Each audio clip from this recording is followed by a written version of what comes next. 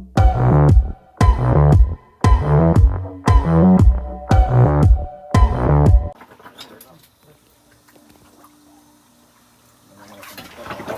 magandang isang pinagpalang araw na naman sa ating mga kaibigan. Narito po tayo sa ating update muli dito sa ating pinahuhukay na ito sa gitna ng palayan.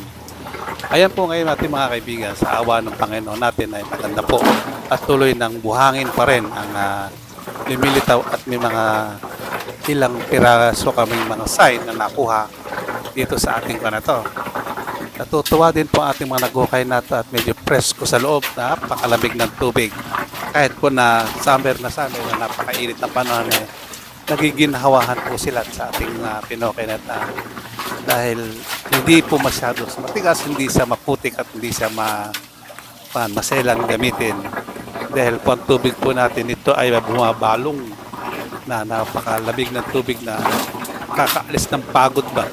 Kahit na masakit sa tama ng araw ang init sa likod ay nakakaginhawa rin po sa harapan dahil parang sumisingaw yung labig ng tubig. Kaya itong ating makasama natin masisiglat ng lakas. Naman po ang ating ginagamit na bagay na yan ay ating pandriller. Hindi na po masyadong nagagamit. Kesa na po sa ating palahin na lang, kinuha na lang po natin yan. Yan na lang po para hindi sila masyadong magpala. Hindi sila masyado magbareta dahil kahit na paano bareta mabigat din na sinasaldak yun, nabaon. Kaya pinagamit din po natin itong ating drill kahit na paano ay nakakaginhawa pa rin sila kahit na medyo makalambutan itong buhangin na ito. Buhangin na tumigas siya. Yan po lang ang napagtataka sa buhangin na ito sa lupa na ito. Bakit tumigas siya ng ganun sa ilalim ng lupa. Hindi katulad po na iba na pag ganyan ay talagang malambot ng buhangin siya po ay kakaiba. Kaya ang kan po namin kasi yan ay tingnan ko na rin po yung lupa na yan at ang akin pong pina-research din kung bakit gano'n. Yan pala ay may halong chemical na kaya tumigas siya ng konti. Hindi naman po malalakas na chemical yan. Yung kumbaga chemical lang na nagpapatigas ng mga lupa, nagpapatigas ng simyento ng panaganyan ng kanilang buhangin upang hindi matibag, hindi basta-basta sasama sa agos ng tubig. Yan po yan lupa na yan. Kaya kung minsan nakakita tayo sa tabing ilog na akala natin simyento dahil lupa sa may mga nakadikit na maliliit na bato. Yan po yan. Inuukay nila na ganun din na may halong chemical ng kaunti. Yan po sa tapat po ng hinuhukay ng pala na yan. Pagkayari po niyang buhangin na may lilitaw po na konting putik. Ang pan po namin doon ay lumampas na dahil ayan na po yung itim na pader na yan. Ayan na po yung itim na palatandaan na tumiretso ka lang pumaba at yung sign po na yan ay sinundan ko po yan at sinundan din ang ating gamit kung saan po nakaturo yung kanilang kulay itim na guhit na yan. Kaya po sa kinakanan po nung nagpapala na yan, diyan din po at tinumbok ng ating Japanese sword. Dahil po ito ay nung nandyan na po sa lalim na yan ay ginamitan ko po yan ng ang ating Black Hawk 3D upang ma-confirm po natin kung tayo ay baka lumampas o nagkamali tayo ng pinaka-point ng butas kasi yung butas po namin ay medyo ginagawa namin ng tungtungan, hagdanan, baka nalilihis na. Kaya kinonfirm ko pong mabuti kung baka dahan-dahan na tayong lumalayo dahil sa taas po ay maluwag na butas kung bakit po nung nandito na sa kalooban hindi po maiwasan magkaroon ng pamatungan na ganyan. Kaya po kadalasan nagkatahihiwalay o naliligaw yung mga nabuhukay dahil sa ginagawa mga tapakan.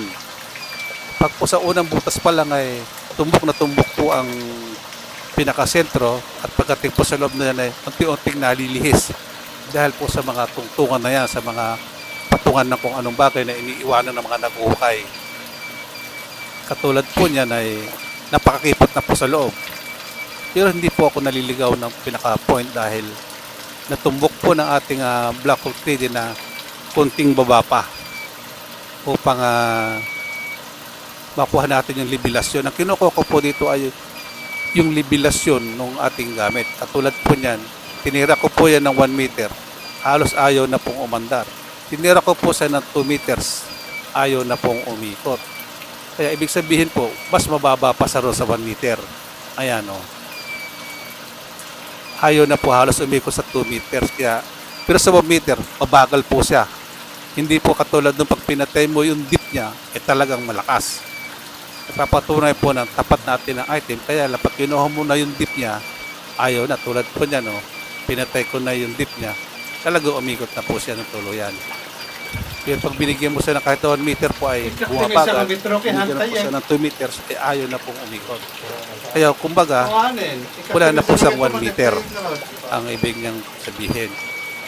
Kaya po ang ginamit ko rito nung parang nakukan na po siya, ganyan na, hindi na pumadali sa 1 meter, maliit na lang. Ang ginawa ko po dito ay talagang pinag-igi ko mabuti. Ayan po, 2 meters po yan. Halos ayaw nang umikot. Ganyan po ang ating Black Rock 3D. Nalalaman po niya kung nasaan ka na at kung nasaan na yung hinuhukay mo kung gaano kalalim. Kahit po kalahating metro lang ang lapit na niya. Pag binigyan mo siya ng deep ng 1 meter, ayaw na pong umikot. Kumbaga, lampas.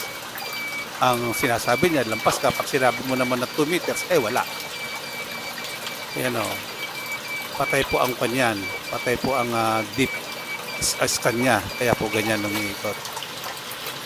At dyan din sa may uling na yan, sa may sign ng uling po sa pader na yan, dyan po sinusundan ko ngayon sa dyan. Kaya ang turo po ng uling na yan ay nandun sa gawing kinakanan ko. Ang kanyan, sa may tali po na yan, dyan sa harapan ko ngayon na yan, andyan po yung kinatutumbukan ng ating hinahanap. Ayan, nandiyan po sa lugar na yan. Ang hinahabol na lang po natin yung level. Kaya konting ukay na lang po at nakukuha na itong level. Kung mayroon man nakalagay dyan sa ibaba niya, sa kinililis ko na yan, madadali po natin dahil papalalim ko pa po ang ukay. At bago natin sila tumbukin kung nasang lugar po ng panig ng butas na yan. Kasi sa loob po ng kalahating meter, pag pinukay ko't wala pa, ibig sabihin po nun, nandun na ako sa level na dapat ko mag-change direction. Yun po ang ating tutumbukin ngayon upang malaman natin kung saan. Tulad niyan, binago ko na naman po ang antena. Ayan. Gumanda po ang ikot niyan. Tumatag po yan. Dahil matyaga po itong sila kay Eddie kung paano niya gamitin ang mga gamit niya. Kabisado naman po niya. At kung meron po din nanonood dyan, gustong matuto kung paano humawak ng mga gamit na yan, ay panoorin lang po yung mga ibang video na nauna nila kay Edith. Matutunan po ninyo. Katulad po niya, pinalitan na natin ang ating gamit upang matumbok natin.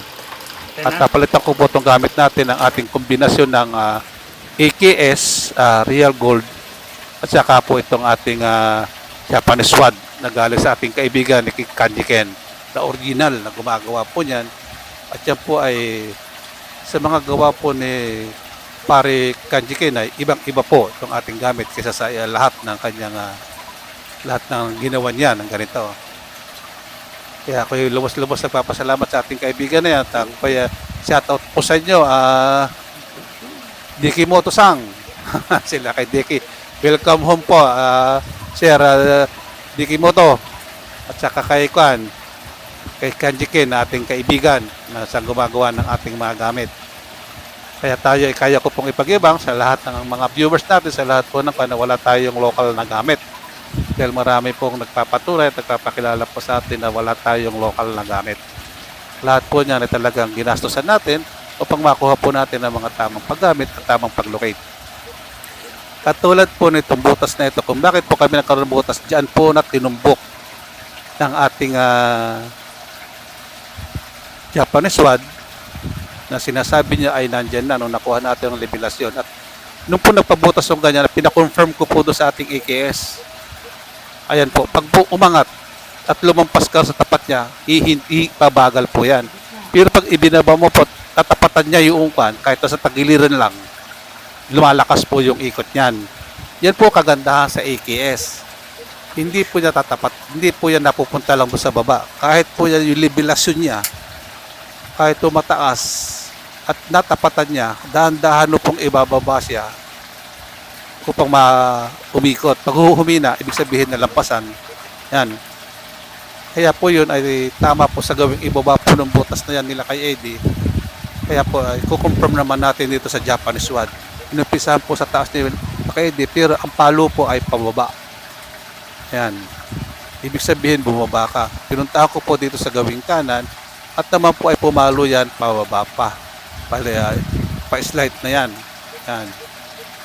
Pag tinira ko na sa gawing gitna na yan, ayan na po. Iikot na po siya dyan sa gitna. Inulit ko po yan na kinonfirm talaga na hindi nagkamali. Tirahin ko sa kaliwa, tirahin ko sa kanan, tirahin sa baba o lahat. Iisa po ang tinuturo ngayon, yung gitna. Kaya po napakaganda po ng tinumbok niyan at talaga po lahat kami ay natuwa. Kahit ko tirahin ko sa gawin na ito, dun pa rin sa loob ng butas ang turo niya, ang palo niya. Tirahin ko sa baba, dun pa rin. Pataas din ang tira niya. Yan. Antipalanas nga talaga yung pa-road ba? Nakakatuwa po ang tirahan na yan. Oh. Talagang doon, sa gitna po no, sa kalubloban na yon ang tinuturo. Yan. Pag dinumbo ko na po yung gitna niyan, huling-huli. Kaya po napakaganda. At kaya po ito ay pinagpatuloy natin, nakuha po natin dito sa butas na yan. Ayan po ang mga sign na nadali po sa loob. Ito po yung isa at ito naman po napakaganda. Doon po sa butas. Kaya pinagpatuloy po namin ang pagbuhukay sa butas na yan. At sa inyong lahat po, maraming salamat. At sana ay pagpalain tayo ng buong may kapal sa ating hinahangad na ito. Sa hinihingan po natin ng tulong, ng awat, ng kalakasan, ang dalangin po natin sa araw-araw, huwag kalilimutan upang tayo magkaroon ng kaginhawahan sa buhay. Sapagkat ang Diyos lamang ang sa magbibigay sa atin ng lahat ng ating hangarin. Mapasa atin, mapasa kaibigan natin, o ano mang klase dalangin natin, ang Diyos ang siyang sasagot sa atin. Kaya po tayo makakalimot at tumawag sa Kanya. Maraming salamat po sa inyong lahat at sa mga subscriber ko dyan. Maraming salamat po sa pag-subscribe, sa pagpindot ng ating notification bell at yung mga nagko-comment po, yung mga buzzer natin. Maraming salamat din po sa inyong lahat at kayo din po ay nakakatulong. Kahit po meron kayong sinasabing nakakatuwa, ay nakakatulong din po kayo. Maraming salamat po sa inyong lahat. Ang Diyos na rin po sa inyo, ang bahalang gumanti sa kabutihan at tinutulong po nyo sa akin. Lalong-lalo na sa mga viewers ko mababait dyan. Shout out po sa inyo lahat. Malaki yan. Lahat ng nagmembro dito sa atin. Ayan po, nagulat na naman po ang ating kasama at siya may napatunayang nasundot sa loob. Ano yan? Ano yan kaibigan na nakuha mo sa loob? Ipakita mo.